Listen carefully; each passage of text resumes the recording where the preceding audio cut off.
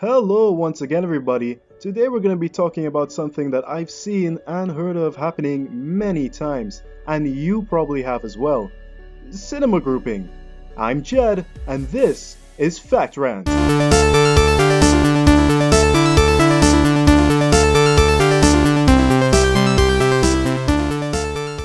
Okay, so you ever walk into a theater room, look around and realize that you've got the whole place to yourself?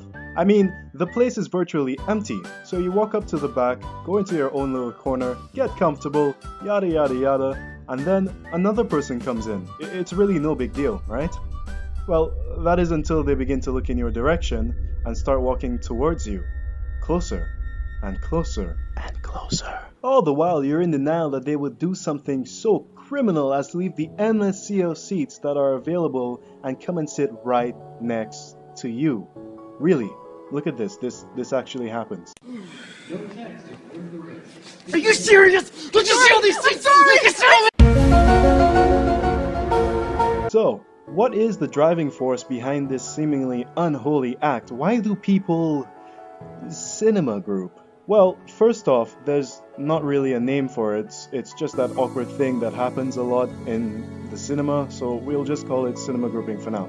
Apparently, we release a small amount of dopamine, our brain's happy drug, when we are with others. The percentage depends on who we're with. If we're with people or a person that we know very well or even love, we release slightly more dopamine as well as oxytocin, a chemical in the brain essential for building trust and healthy, strong relationship. This also applies when we are next to others who seem nice enough, who are not hostile, strangers who we deem okay.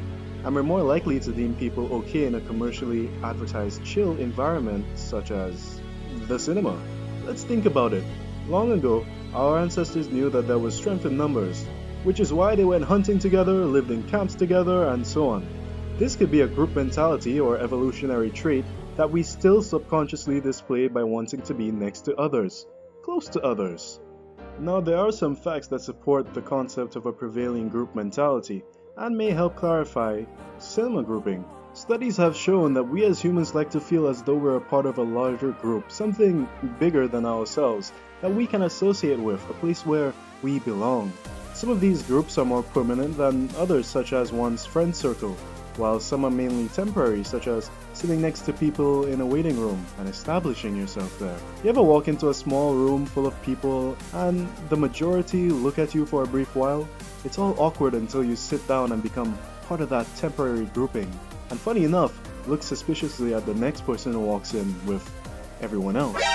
You do what the group does, agree with what they do, and follow the unspoken and spoken rules within it. This behavior is known as normative social influence. This group mentality gains even more credibility when we look at yawning. Why do we yawn? Well, really, we yawn to cool down and stay alert. Let's think about what happens when we yawn. Our mouth opens up in order for us to take in an increased amount of air through the mouth and the ears, which in turn makes our ears pop due to the intake and outtake exchange. Also, during this time, our blood pressure temporarily goes up a bit. This influx of air also cools the blood in our face to a certain extent. In turn, that same blood cools our brains. We also stretch the muscles in our face, and if it's a really good yawn, we tend to stretch our arms, abdomen, and tense up our legs, making them better suited for use at a moment's notice. This helps a lot as our brains work best in a nice cool, controlled temperature. Now, on to the next fact. Yawning is actually contagious, especially among people with relationship of some kind. When one person yawns in a group, it causes a sort of chain reaction, which makes everyone else yawn. In fact, seeing people yawning and talking about yawning is probably making you yawn right now. This behavior is seen across many species. Look at the pride of lions. One yawns, and most of the time it causes others to yawn as well. Whether it be to show dominance or just for the heck of it, the yawn is like an automatic car keeping the RPM at a certain level, so the vehicle is ready to move at a moment's notice. Parakeets yawn to regulate body temperature, while guinea pigs yawn to show dominance and aggression. Dogs, cats, fish, they all yawn, not all for the same reasons, and some may not even exhibit contagious yawning. However, yawning in any case helps us to stay in a sort of temporary standby. In some cases, like a herd of gazelle, One will yawn and the others will most likely yawn as well, keeping them alert and ready for action as a group. A subconscious cue that keeps them ready and safer. Humans display a similar behavior. One person yawns and others do as well. Yet another supporting phenomenon is that of social influence or group conformity. And there is a good chance that you have seen this happen or been a victim of it. Remember that time you walked into your new class and tried your best to look like everybody else, lest you draw attention to yourself? Or that one time you saw some people looking in the sky and you looked up too? Maybe someone in authority over you, or generally seen as an authority figure by others, told you to do something that didn't make much sense, but you did it anyway, or felt like you had to, or that it would be the right thing to do.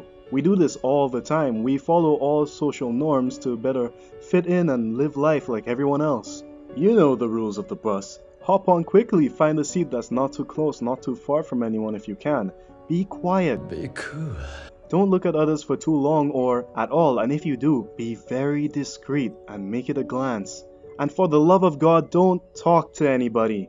This may not play out exactly all the time, but we have to make a conscious effort to break the rules. The Milgram experiment, Solomon Ash's conformity experiment both prove this concept to be fact. People, when in an immediate minority, will often conform to the majority. So we have a strong group instinct. We all, as a species, will think as a sort of collective put in the right scenario. So then, coming back to the cinema, we know being next to others makes us feel a bit better, and we sort of use yawning as a subconscious cue for everyone else to stay alert and awake. Also, being together dramatically increases chances of survival in all cases. In everyday life to date, even as advanced as we are, people still need people to live, and we just in general have a strong group mentality. So many people cinema group because of a hardwired group thinking system that we all share as humans. So they're not just putting their feet on the back of your chair eating popcorn and ice cubes loudly to annoy you. They're just temporarily grouping up with you to feel better in a dark, cold theater room where the seemingly infinite number of other nice, equally comfy, empty seats are uncharted territory that you, as the forerunner, have not deemed safe by sitting in them yet, and where you are is the safe zone in an unknown and unforgiving landscape. It's only fair to assume that you would choose the best spot for yourself, right? So where you are in an empty theater must be the go-to area. At least that's what the person that's coming in is subconsciously thinking, right? So far, there's no definite answer to the question of why people cinema group. Are we hardwired for pack life and stick together? Do we just desperately need to be with other people to feel safe and belong? What do you think? Why do people cinema group? What facts do you know that may help explain it? Also, do you like it or totally hate it when cinema grouping happens to you? Leave your opinion on the issue in the comment section below. If you want more, don't forget to leave a like and subscribe if you haven't already. Also, check out our Facebook page. Links are in the description. Thanks for watching and keep on ranting.